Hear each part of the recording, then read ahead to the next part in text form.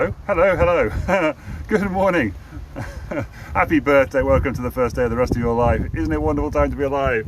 Even if it is, oops, it's the wrong way around, pouring with rain. And I'm sitting inside this little train. And I say train? I'm not sure. Yes, it is a train because there's the engine over there.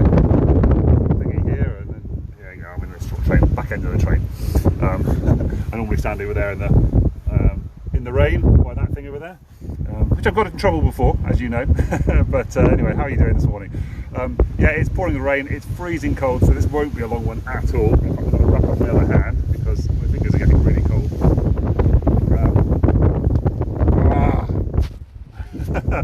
So you can be really grateful that you, presumably, I'm guessing, are sitting in a nice warm house at the moment and not freezing cold and soaking wet outside in the wind, as you can probably hear the wind as well. So yeah, there you go, you can be grateful for that. So anyway, happy birthday. Every day is your birthday if you choose to celebrate life. And I'm going to be celebrating life eventually because I'm going to be getting back home in a minute and getting out of the cold. So there you go, see, it's all about recognising the gratitudes and the positives. So I'm out here, I'm cold and wet, and eventually I'm going to be home and I'm going to have a nice hot shower, a nice hot cup of tea, and everything's going to be fine again. Anyway, but happy birthdays to Anne Bland and Adele Bryant, whose real birthdays it is today. Hope you have a lovely day today, and I hope you didn't have plans to go out today, at least not in England. So there you go. Joy. So we're going to talk today about, I can't remember what the title of this one was actually. Let me just see, I think I can do it like this. No, can't do that. It's comments. Oh, I can do comments, that's quite cool. I didn't notice that before. Are you certain that you're not certain? That's the one.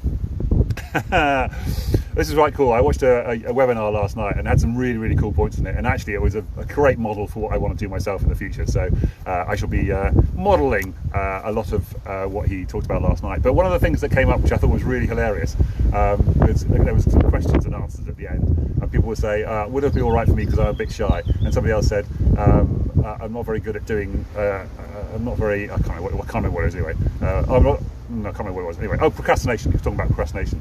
I'm not very good at getting things done. And then he said, are you sure you're shy? Because you sound pretty confident that you're shy. So you're actually confident that you're shy. So therefore, are you certain that you're uncertain about taking this? Oh, that was the other question as well. So I'm not sure if I should take this or not. Oh, but you seem fairly certain that you're uncertain about it. So therefore, maybe that's just a story that you're telling yourself. Because the whole thing was, what are the stories that you tell yourself? And are you training yourself to be the way that you are? Yeah, I'm really good at procrastination. Oh right, so you're really good at something then. You're very good at getting procrastination done, aren't you? And it's just like, that's a really interesting way of putting it. I love thinking about that. Fantastic.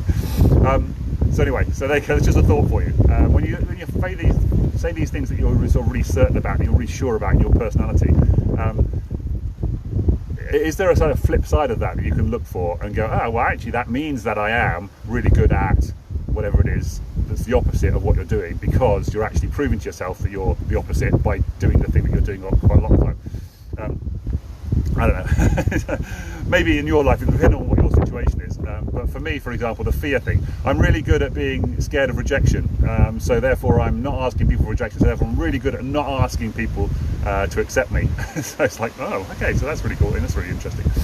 Because I've trained myself to be that way. Now, obviously, there appears to be some sort of psychological component to this as well. And there often is. Sometimes is, anyway. Psychological components to these things. God, it would be really lovely to have a viewer on right now, so I can feel slightly better about doing this in the freezing cold like this. But anyway, you've trained yourself to be the way you are. The society has trained you to be this way thing. You also had this really kind of cool picture as well, which I love, which I'm definitely going to borrow, which I've talked about before, which is how you have your family who've taught you to be a certain way, then you've got your friends who've taught you a certain way, and your teachers, they fit in there some way. You didn't mention teachers. And then you've got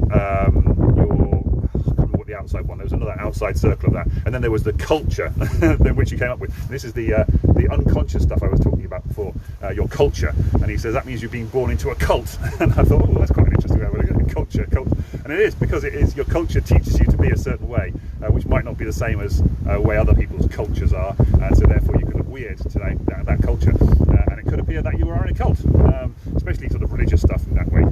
Quite funny. as well. Quite a cool way of looking at it that way. The only other thing I wanted to talk about as well, which is something I talked about a long time ago, and I don't talk about anywhere near enough, but it comes into this three-part stage to becoming the best version of yours, or becoming ACE, as I like to say, ACE, becoming aware of the situation you're going on. That's what we're doing with that. Are you certain that you're uncertain? Are you consistent at being inconsistent? All that kind of stuff. So that's becoming aware of it, and then changing, and then making a choice to change. So making some choices in your life that allow you to change. And then E, so that's the C, A, C, E, and then the E is effort over time. The third part of it is putting effort in over time to actually make those changes and embed those changes. Get the neural pathways in your lane to realign, so that you become the pathway between the difficult bits. The new pathway becomes the easy way between the two hard parts of the brain. You make the old easy way difficult.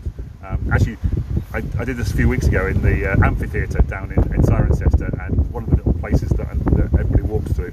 It's all really grown up now because there's loads of spring growth going on, and you can really properly see where people have like cut through this growth and built these new paths.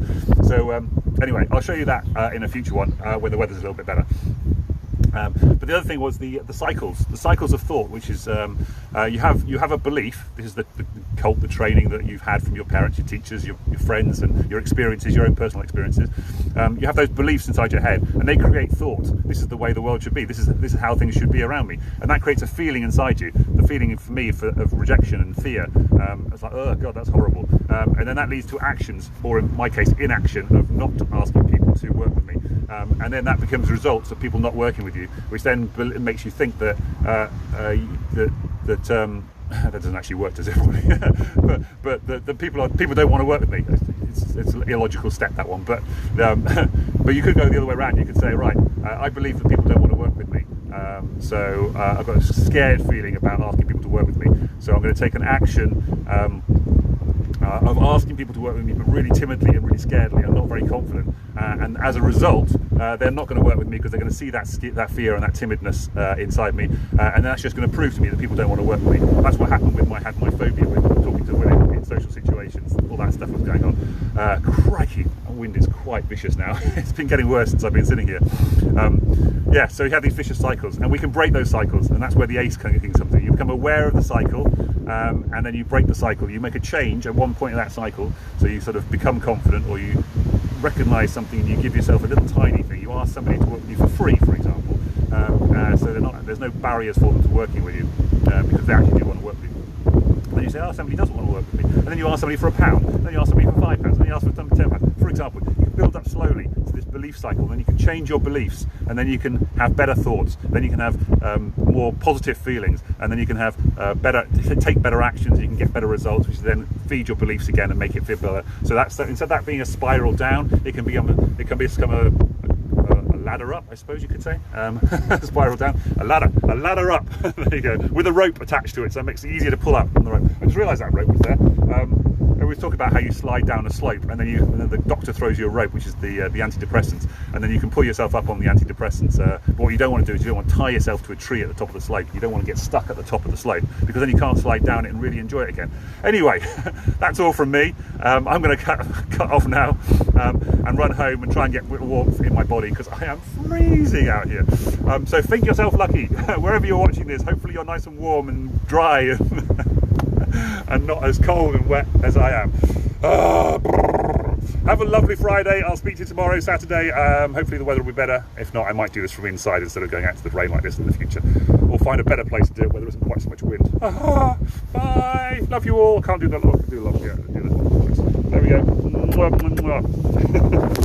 Bye.